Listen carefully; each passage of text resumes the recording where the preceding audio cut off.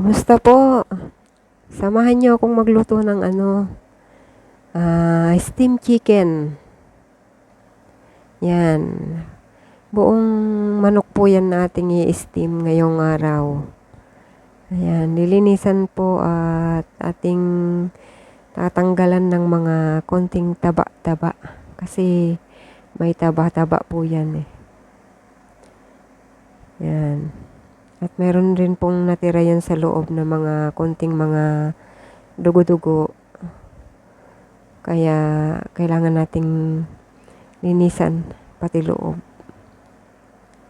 Yan, dinudukot-dukot ko po yan ng ganyan.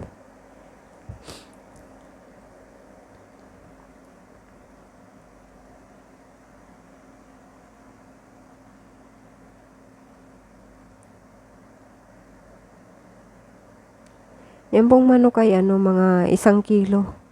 O siguro kung hindi man eksaktong 1 kilo parang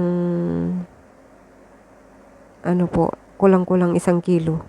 Hindi po siya kalakihan. Hindi po siya ganong kalaking manok na na yung talagang mga 2 kilo, hindi po. Yung mga 1 kilo lang po yan. Hindi lalampas ng 1 kilo. Yan. Lilinisan po natin. Yung manok po na yan sa mga taga Macau, nabili ko po yan sa Sanmyo. Yung tig 42 ang isang bag. Ayan, ganyan po ang linis ng ating manok. Pati bunganga ay ating lilinisan. At iisisan ng asin para matanggal yung mga bakterya niya sa bunganga na natira kung meron man. Yan.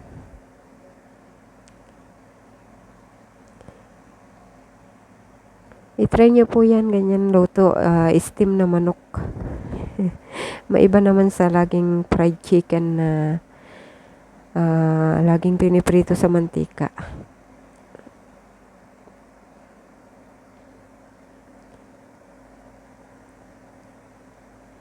Masarap po yan kapag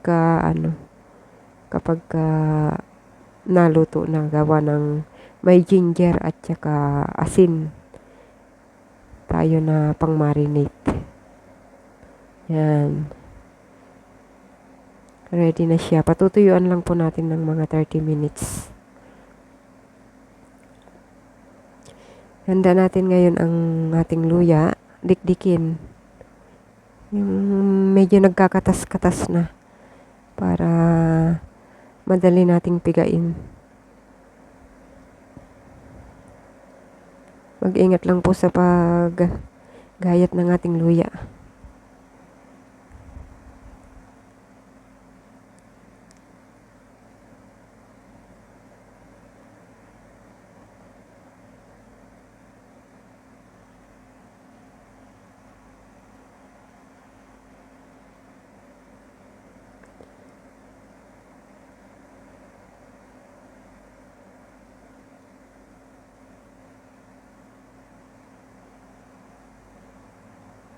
Tatalsikan pa eh. Ano ba naman yung chopping board mo, Mama Lulay? Gumagalaw-galaw pa. Di mo man lang nilagyan ng towel sa ilalim. Nakalimutan kong lagyan ng towel sa ilalim. Kaya gumagalaw-galaw yung chopping board. Yan, didikdikin po natin siya ng pino. Yung hanggang sa may lumalabas-labas na siya nakatas. Medyo nakakangalay po ang pagdikdik niyan. Pero yun po ang way para mailuto natin ng malasa yung ating steam na manok. At dagdag sustansya na rin yan. Dahil marami ring benefit sa katawan ang luya sa ating kalusugan. Yan, ganyan po. Ganyan lang po siya.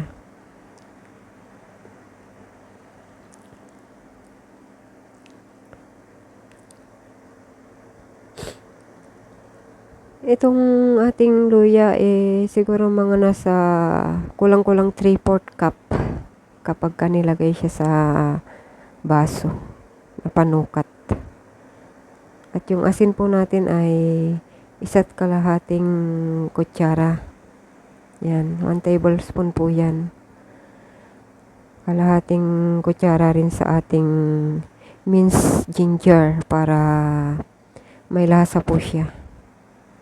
Uunahin po nating hihimasin yung ating manok ng asin.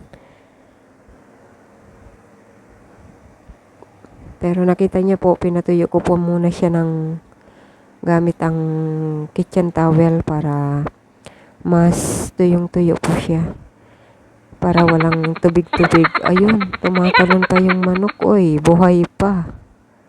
Yan, pati loob po ay ating tutuyuin.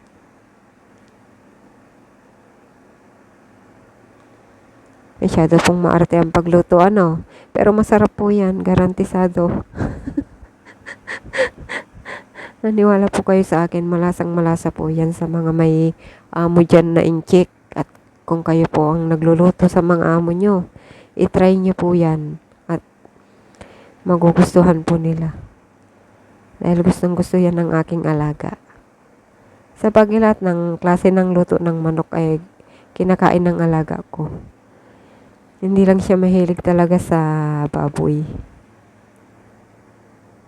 Yan, ganyan po. Atin pong hihimasin ng asin.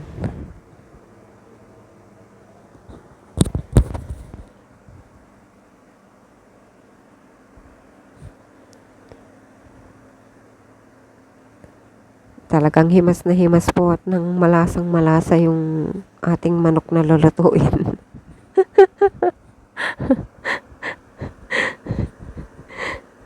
Yan, talagang sinisimot.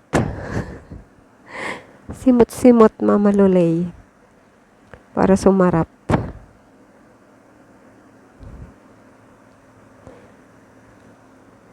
Yan, pipigain po natin yan. Yan. Pigain sa loob ng manok para pumasok yung lasa niya. Sumuot talaga sa laman ng manok ang lasa.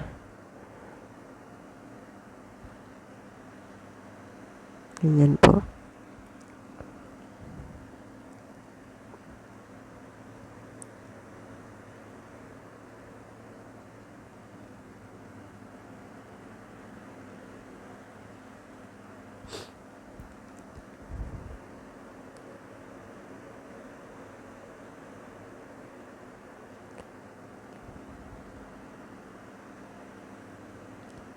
Ayan, gigil na gigil eh.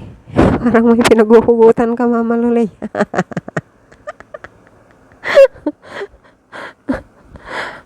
Gigil na gigil eh. At lalagyan po natin ng konting luya na rin sa bunganga ng manok at kung sakali man na ating kainin ay malasa-lasa rin sa may bandang ulo niya. Ayan. Kain ng ulo ng manok.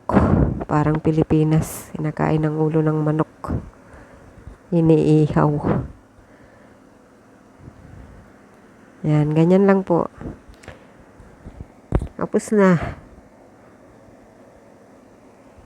Tapos na siyang hilot-hilutin ng asin at saka luya. Takpan po natin ng plastic. Naubusan ako ng plastic na yung pang pagkain talaga. Yan na lang ang ginamit ko. Lalagay ko po muna yan sa rep ng mga ilang oras bago ko lutuin. At ayun na nga,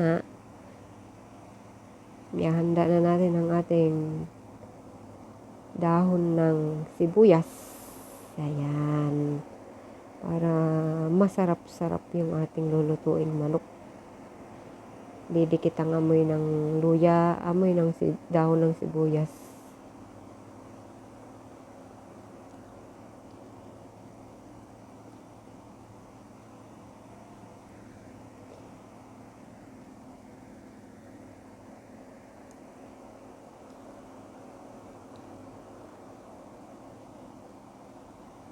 Yan, ibababad ko po yan ng mga 30 minutes at yan ang ugaling-ugali po na aking namana sa pagtatrabaho ng katulong. Yung ibababad palagi yung mga gulay na lulutuin. Ayun. Ang sa Pinas noon, ang gawa ko ay hugas-hugas lang. Ngayon ay babad-babad na. Hindi maaring hindi ibababad ang gulay. Kasi maganda nga naman ang katwiran nila. Para natatanggal din yung mga pang-spray na ginagamit sa mga gulay-gulay.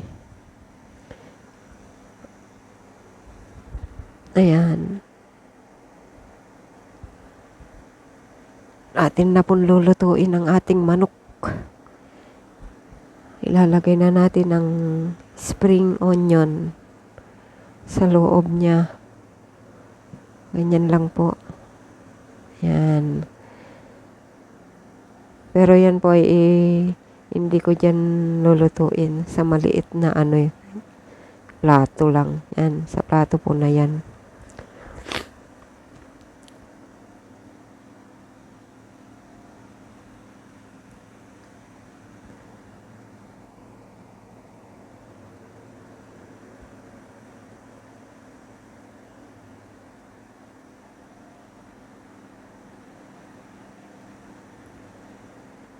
Kapag ilalapat po natin sa plato, ipasok po natin yung dalawa niyang paa.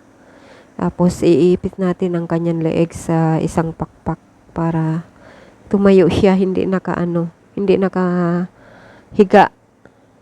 Yan kung tatagilid man, hindi ganong higang-higa kapag ka nakaipit yung leeg niya sa isang pakpak.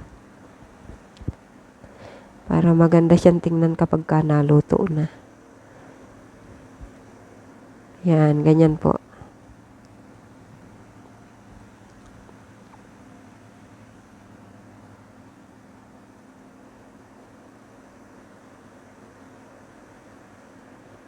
At ayan na nga.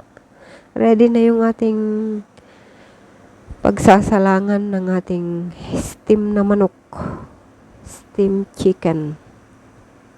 Yan, kulong-kulo. Dinamihan ko po talaga ng tubig yan na natatakot ako na baka matuyuan sa haba ng oras na pag-steam natin.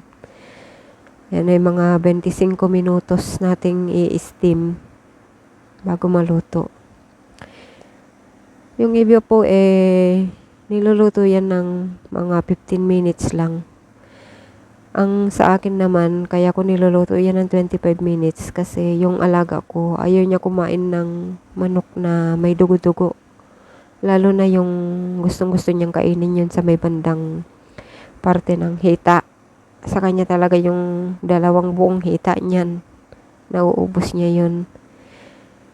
Kaya niluluto ko ng maigi yung sa akin na steam na manok. Yan. Bago na po ng kulay na ganyan, medyo nangangalahati na po siya sa pagluluto.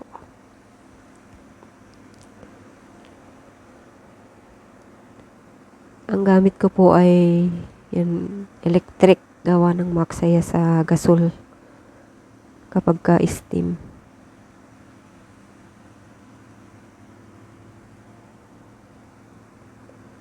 At ayun na nga po, paluto na yung aking steam na manok. Huwag niyo po sanang kalimutang mag-subscribe sa mga baguhan dyan na nanonood. At i-like na rin po para updated po tayo kung mayroon si Lola'y bagong video. Yan. Hindi lamang po pagluluto ang aking i-video. Yan, ready na po. Ready to serve. Okay, maraming salamat po sa inyong panonood. God bless po. Bye-bye.